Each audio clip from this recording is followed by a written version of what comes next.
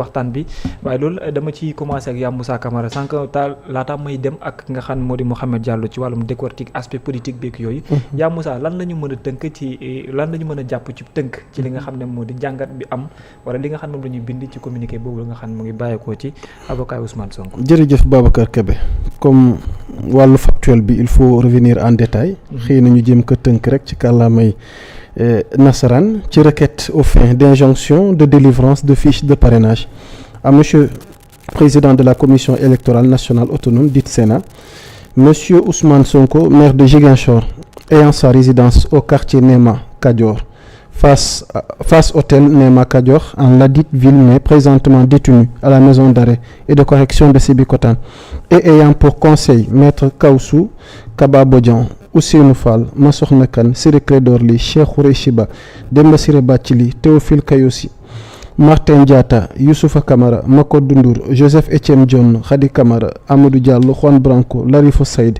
Guy Hervé Kam Patrice Tacita Cabinet Bourjac Henri Valentin Gomis Mouhamadou Bamba Cissé Ousseynou Ngom Babacar Niang Emmanuel Diatta Abdou Aziz Djigo Ndoumbe Wane Omar Kassé Abdinar Ndiaye Djibi Diagne Magna Brice Silva Abdoulaye Tall Babacar Ndiaye François Kandiak Senghor Bamba Fall Alioune Badara Ndiaye Moussa Baldé tous avocats à la cour mais faisant élection de domicile en l'étude de maître Mouhamadou Bamba Cissé 38 avenue Malick Sy Dakar. À l'honneur de vous exposer ce qui suit. Il est citoyen sénégalais maire de Ziguinchor où il a été régulièrement inscrit sur les listes électorales.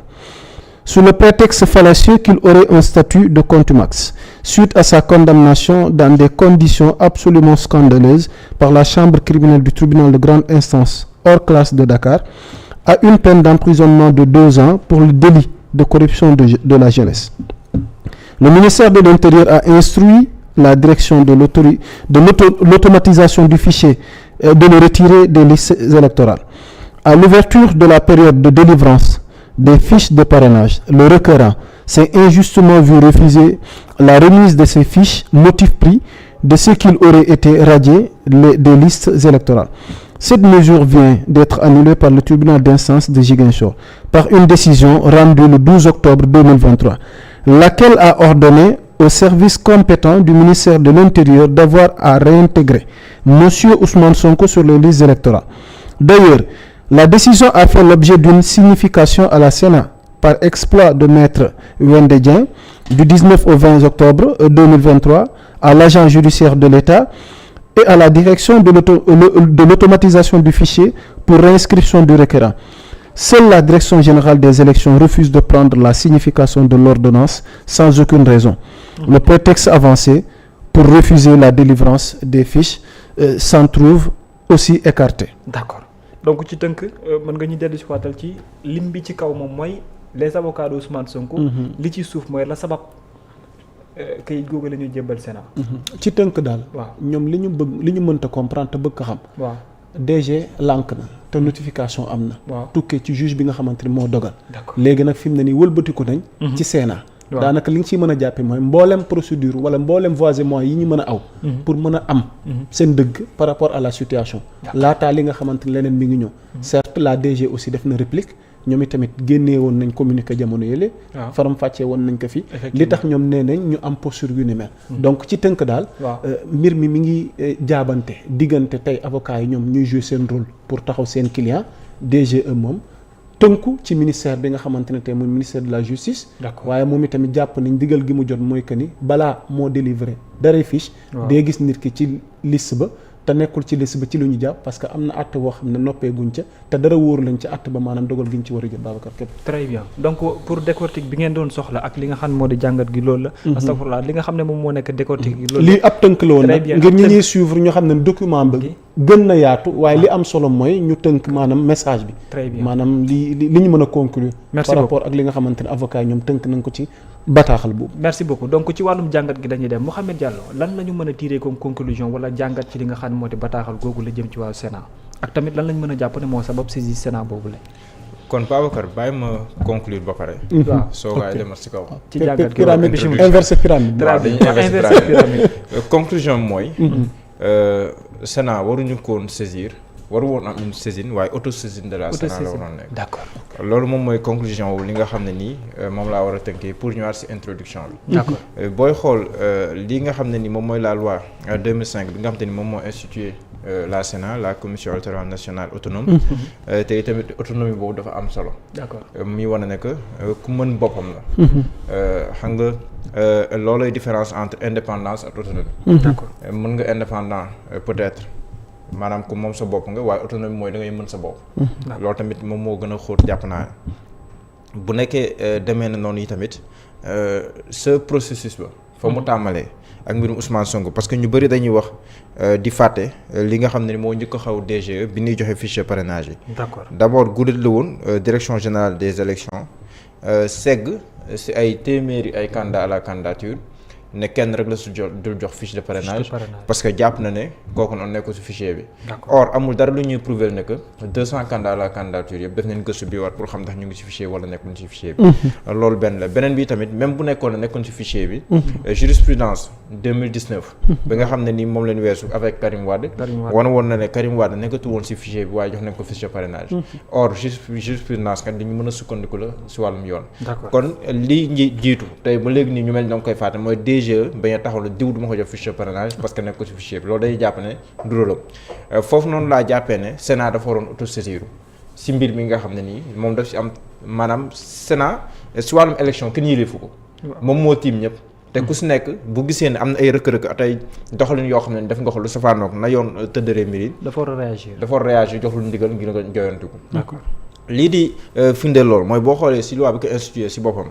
boo demee ci article L3 bi rek daf lay xamal ne la Sénat est obligatoirement présente à tous les niveaux de conception d'organisation de prise de décision et d'exécution depuis l'inscription sur les listes électorales jusqu'à la proclamation provisoire des résultats lii du lépp mais li mu bëgg wax mooy Sénat sa ndorteel processus maanaam ci bindu ko waaw ba ci proclamation provisoire des résultats proclamation provisoire bu nekkee ne ci mbirum élection présidentielle ki koy def moom mooy le président du comité national de recensement des votes te itam ki koy jiite moom mooy le président de la cour d'appel bu Ndakaaru en l'occurrence bu nekkee ne amul changement fiet février 2024 bi ñu jëm juge ki nga xam te ni moom mooy Xamari Diouf lay nekk magistrat moom mooy war a nekk ki nga xam ne ni moom mooy proclamer les résultats provisoires laata conseil constitutionnel di proclamer li nga xam te ni moom mooy les résultats définitifs bi passé en 2019 c'était le juge Demba Kandji mi nga xam ne ni fu mu toll ni moom mooy le médiateur de la République loolu benn pàcc la mu ne fii defe naa ne sax moo ëpp solo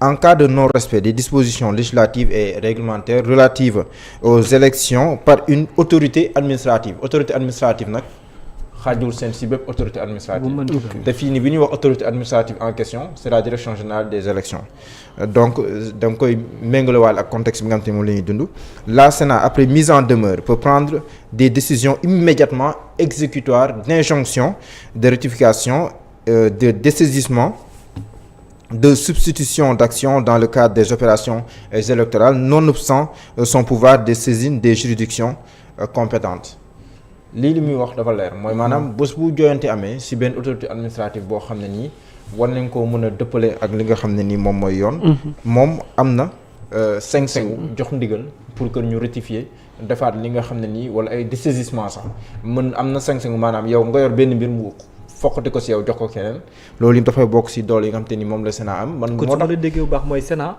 moom waroon naa mën a àddu bu yàgg ci li xew na leen nangam ak nangam bi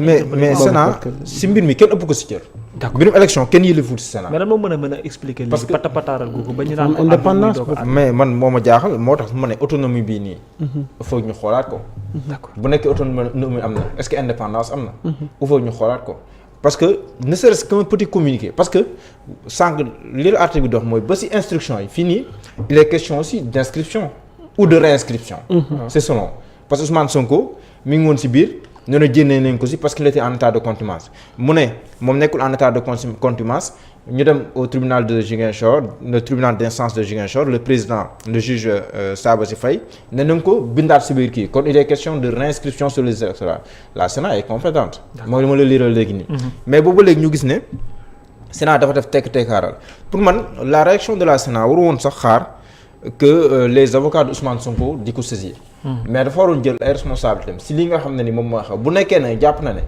en l'espèce que am na ay dispositions juridiques wala réglementaires wala lu mënti doon yoo xam ne nii dañ koo teg te tamit respecté wuñu ko wala sax respecté nañ ko mais polémique am na si processus électoral parce que là nous sommes dans le processus électoral. Parce que booy wax processus électoral nit ñu bari bari lii seen xel dem mooy comme on parle de la présidentielle de 2024 le 25 février 2024 la ñuy sóoraale. Or xam na ne li ëpp solo si élection sax c'est avant le jour du scrutin parce que 25 février bi nga xam ne si lañu jëm scrutin dong lañ si def mooy wote dong lañ si def. Mais am na foofu fu mbir yi di jaar li ñuy daagaan fu mu toll mooy parrainage. C'est vrai que ku am parrainage tekkiwul na di nga nekk candidat mais liberté wóor mooy ku amul parrainage doo candidat. waaw loolu c'est sûr. loolu moom leer na. kon fu mu toll nii ñu ngi en plein dans le processus électoral. kon Sénat dafa am compétence war a observer li nga xam te ne moom moo si xew wala rappeler à l'ordre bu ko jaree war a def ay précisions bu nekkee ne aussi jar na ko wala benn mbir boo xam ne ni aussi mi ngi defee la chronique ñëpp am si ay njaaxare mais gisuma autorité bu gën a yey la Sénat. Pour mettre mbir yi à l'ordre. Mais est-ce que ñu dem ci jàngat également au-delà de ça Mouhamed Diallo cette composition là maanaam ci personnel bi nga xam ne ñoo fa nekk qui sont-ils ak lan moo leen fa yóbbu. En principe très bien fukk ak ñaar lañu. très bien 12 membres lañu. te itam 12 membres yooyu noonu c'est vrai que président Macky Sall am na si cër ñun moom suñu nguur yi moom président Macky Sall moom mooy nommé au poste civil et politique civil et militaire. xam nga tamit man loolu laa doon xaar nga tontu. xam nga tamit ku liñ naan ku la aali gët tamit. waaw mais am na sax ñu koy wax mais xam nga. waaw xam nga am na sax ñuy ñaaw njort mais xam nga tamit. waaw man mënumaa ñaaw njort si nit te aw ma dalil. xam nga mënuma rek sukkandiku si Massamba nee na li diw si kii Massamba nee na diw waroon na retraité bu yàgg mu nekk fa ba tey ñaaw maanaam loolu ay njort la. am na ñu ñaaw njort c'est vrai mais man comme aw ma dalil bu wóor boo xam ne ni fa laa mën a sukkandiku pour wax ne kat diw doxalee na nii lii kat tey na sama xel man lii tey sama xel jamono ji lenn dong la mooy DGE am ay mbir yoo xam ne ni jàpp naa ne man du si ay prérogatives di ko doxalee. waaw ma gis ne la Sénat kenn yëlifu ko si wàllum élection conseil constitutionnel am na solo moom mooy wax ñi nekk candidat ak nangam mais dama wax si processus bi. waaw kenn yëlifu ko si. moom si gët am si autonomie totale war see wax te waxu si. DGE loolu doyul mu am une décision de justice. Code électoral bi nga xam ne ni aussi la Sénat dafa war a veiller à ce que le code électoral soit respecté L47 wax ne. genre ndogal yooyu bu ñu ko jëlee dañ ko war a exécuter immédiatement dans le sens prescrit mooy maanaam ndogal bi nga xam te ni moom la juge jël da nga ko war a topp nonobstant lépp loo xam ne nii daf si am ay recours comme ni ñu wax ne dafa am recours ak war nangam ba nangam parce que en la matière ñëpp xam ne le recours n'est pas suspensif. maa ngi lire ne que l'agent judiciaire de l'État introduit un pourvoi en cassation. am na si droit mais ça n'est pas suspensif bi ñu dissoudre Pastef xaaruñu recours Pastef xaaruñu sax notification Birame Souleye Diop yëg ko da nga ko danoo jëndee communiqué bi rek même décret bi sax après la nga ko publier la nga ko gis ñun mais bi ñu dissoudre l'application c'était façage yi lañ dem appliquer li nga xam te moom lañ lan moo tax benn kon ñu def ko bii nii def ñu ko. d'accord donc loolu noonu day war a nekk man Sénat amoon na waroon na taxaw bu baax a baax remettre les choses à l'ordre ku si nekk rôle bi nga war a jouer si processus aussi nga jouer ko DG li nga ko sant moom mooy joxe ay fiches de parrainage nga joxe ay fiches de parrainage bu nekkee kii war a nekk candidat ak kii warut a nekk candidat loolu c'est du ressort du conseil constitutionnel moom moo koy wax mais lépp sous la supervision de la Sénat la commission électorale nationale autonome. dafa am solo taxawaay alors yaa Moussa mooy question bi faaw ñu teg ko ci aujourd'hui ces fonctionnaires là yi nga xam ne dañuy nekk fenn war a am benn indépendance bi lan mooy idée d'habitude mais très souvent da fekk ñu leen di dut baraamu tuuma ne dafay mel ni ne dañoo am ñu faral wala sont là que pour compte benn nit au lieu de servir de façon nationale ou bien de façon indépendante. seen attitude ak seen comportement doy na ci pour maanaam dëggal li nga wax ne serait-ce que tey un communiqué wala ñu def une sortie.